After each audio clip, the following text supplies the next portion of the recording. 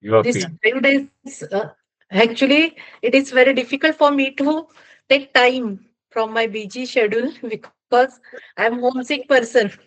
As I do job and I reach at home at 6 p.m. and 6 to 7 p.m. I do all the things, cooking preparations, and I started these lectures during this since this 5 days, and actually I learned lot of things.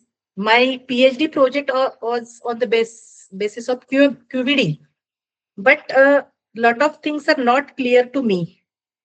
On QBD session, I cleared my all doubts. Actually, I did my project. I received my PhD too, but still I had some doubts because I outsourced some things which are not feasible at my workplace. So uh, this workshop is really beneficial for me, and definitely I percolate these things to my students too. Thank you.